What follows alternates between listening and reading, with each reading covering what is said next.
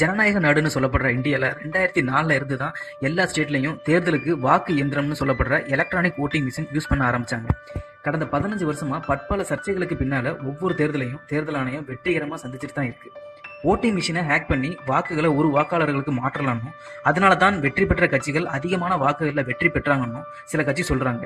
ஆனா election commission ஆபீஸ்ல அரசியல் கட்சிகளை ஓட்டிங் மிஷின்ல இருக்க பாதுகாப்பு குறைபாடை சோதிச்சு காட்டணும்னு சொன்னப்போ அதுக்கு எந்த கட்சியும் முன் வரல.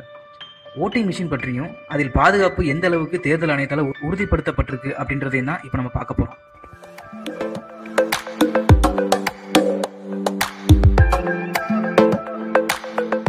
1983 கேரளால பரூர் சட்டமன்ற தொகுதியில நடந்த தேர்தலில் 50 வாக்குச்சாவடிகள்ல முதல் முறையா ஓட்டிங் மிஷின் யூஸ் பண்றாங்க. ஆனா அதுக்கப்புறம் சுப்ரீம் கோர்ட் சட்ட திருத்தம் இல்லாம ஓட்டிங் மிஷின் யூஸ் பண்ணக்கூடாதுன்னு தடை போட்டுட்டாங்க.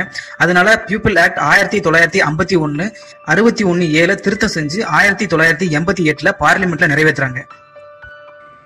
1998 வரைக்கும் தேர்தலில் ஓட்டிங் மிஷின் யூஸ் பண்ணி வாக்குப்பதிவு நடந்தாலும் அதிகமா வாக்குச்சீட்டு முறை தான் அமல்ல இருந்துச்சு.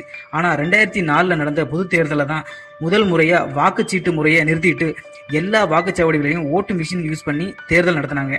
இதுக்கு 17.5 லட்சம் ஓட்டிங் மிஷின் முதல் முறையா யூஸ் பண்ணப்பட்டுச்சு. இப்படி வாக்குச்சீட்டு முறையிலிருந்து ஓட்டிங் மிஷினுக்கு மாறினதுனால 10,000 டன் பேப்பரோட யூஸ் கம்மியாச்சு. இதனால 1,30,000 மரங்கள் தேர்தலின் போது தப்பிச்சிச்சு. ஆனா அப்போ தப்பிச்சாலும் 4 வழி சாலை போடுறன்ற பேர்ல அதை பிடிக்கிறாங்க. சரி, நம்ம இப்போ அதை பத்தி பேச வேண்டாம். ஓட்டிங் மிஷின் எப்படி வேலை செய்யுதுன்னா அதுல மொத்தம் 2 யூனிட் இருக்கும். ஒன்னு கண்ட்ரோல் யூனிட், இன்னொன்னு பல்லோட்டிங் யூனிட். இப்போ புதுசா voting verified paper audit trail அப்படின்னு ஒரு யூனிட் சேர்த்திருக்காங்க. கண்ட்ரோல் யூனிட்ல ஒரு சிப் இருக்கும். அதுல இருக்க ப்ரோக்ராம் பேஸ் பண்ணி தான் பல்லோட்டிங் யூனிட் ஆக்டிவேட் ஆகும். கண்ட்ரோல் யூனிட்டை அந்தந்த வாக்குச்சாவடியில் இருக்க தேர்தல் அதிகாரி தான் ஒவ்வொரு வாக்காளருக்கும் ஆக்டிவேட் பண்ணுவார்.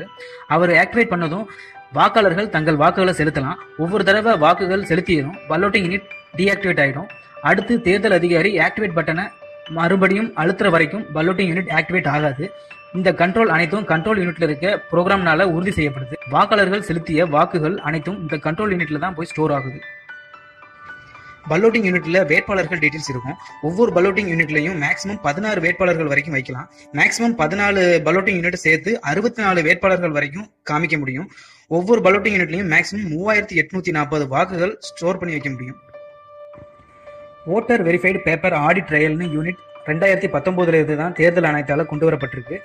வாக்காளர்களால் வாக்கு பதிவு பண்ணப்பட்டதும் அவங்க பதிவு பண்ண வேட்பாளர்களோட பேரு, சின்னம் மற்றும் வேட்பாளரோட சீரியல் நம்பர் பிரிண்ட் பண்ணி சின்ன பேப்பர்ல வரும். இதனால வாக்காளர்களுக்கு வாக்குகளின் மேல் ஒரு நம்பகத்தன்மை வரும்னு தேர்தல் ஆணையம் நம்புறாங்க. டோட்டல்னு ஒரு பட்டன் கண்ட்ரோல் யூனிட்ல இருக்கும். அதை வாக்குகள் அனைத்தும் போடப்பட்டதும் தேர்தல் அதிகாரி அதை அமுக்கி சீல் வச்சிருவாங்க. மறுபடியும் வாக்குகள் எண்ணப்படும் போது சீல் உடைக்கப்பட்டு ரிசல்ட் பட்டனை யூஸ் பண்ணி ஒவ்வொரு வேட்பாளருக்கும் எவ்வளவு வாக்குகள் பதிவாயிருக்கு அப்படின்னு சொல்லுவாங்க. ஓட்டிங் மிஷின் 3 வேரியண்ட்ல இருக்கு. Generation 1, generation 2, generation 3. ஜென்ரேஷன் 1 தான் முதல்ல யூஸ் பண்ண ஓட்டிங் மிஷின். இப்போ இந்த வேரியண்ட் யூஸ் பண்றது இல்லை. இப்போ நம்ம பரவலா யூஸ் பண்றது ஜென்ரேஷன் 2 மற்றும் ஜென்ரேஷன் 3 தான். ஜென்ரேஷன் 2 மற்றும் ஜென்ரேஷன் 3ல டேட்டா அனைத்தும் என்கிரிப்ட் பண்ணி ஸ்டோர் பண்ற வசதி இருக்கு. அடுத்து இந்த மிஷினோட பாதுகாப்பு பத்தி சொல்லணும்னா இதை அவ்வளவு சீக்கிரமா யாராலும் உடைக்க முடியாத மாதிரி வடிவமைச்சிருக்காங்க. அதுவும் ஜென்ரேஷன் 3 வேரியன்ட் மிஷினை உடைச்சா அதுக்கு மேல அதை யூஸ் பண்ண முடியாது. அது செயலிழந்து போகிற மாதிரி வடிவமைச்சிருக்காங்க. கண்ட்ரோல் யூனிட்ல இருக்க ப்ரோக்ராமை ஒரு தடவை தான் அதுல ரைட் பண்ண முடியும். அடுத்து அதை மறுபடியும் ரீட் பண்ணவோ ரைட் பண்ணவோ ஆல்டர் பண்ணவோ முடியாத மாதிரி வடிவமைச்சிருக்காங்க.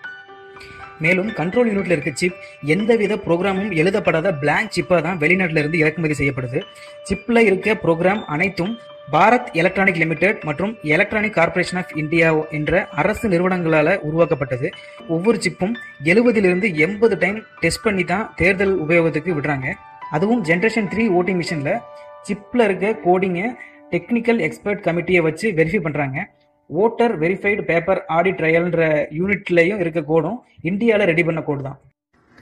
மேலும் இந்த மிஷின் இன்டர்நெட்ல கனெக்ட் பண்ண படலை அப்படின்றதால யாராலையும் ஹேக் பண்ண முடியாதுன்னு ப்ளூடூத் எனேபிள் பண்ற வசதி இந்த டிவைஸ்ல இல்லைன்னு தேர்தல் ஆணையம் சொல்லியிருக்காங்க. ஒரு வேட்பாளருக்கு அனைத்து வாக்குகளையும் மாற்ற முடியாது. ஏன்னா சிப்ல இருக்க ப்ரோக்ராமுக்கு ஒவ்வொரு வேட்பாளரோட சீரியல் நம்பர் தெரிஞ்சாதான் இதை பண்ண முடியும். ஒவ்வொரு வேட்பாளரின் சீரியல் நம்பரும் இறுதிக்கட்ட வேட்பாளர்கள் பட்டியல் ரெடி ஆகிற வரைக்கும் தெரியாது. மேலும் வாக்குச்சாவடியில என்ன ஆர்டர்ல சீரியல் நம்பர் இருக்குன்னு சொல்ல முடியாது. அதனால ஒரே வேட்பாளருக்கு அனைத்து வாக்குகளையும் மாற்றலாம் அப்படின்றது அவ்வளவு ஈஸியான வேலை கிடையாது. மற்றும் எந்த ஓட்டிங் மிஷின் எந்த வாக்குச்சாவடிக்கு போகணும்னு யாருக்குமே தெரியாது. ஏன்னா தேர்தலின் போது ஒவ்வொரு ஓட்டிங் மிஷினுக்கும் 2 ரேண்டம் நம்பர் ஜென்ரேட் பண்றாங்க.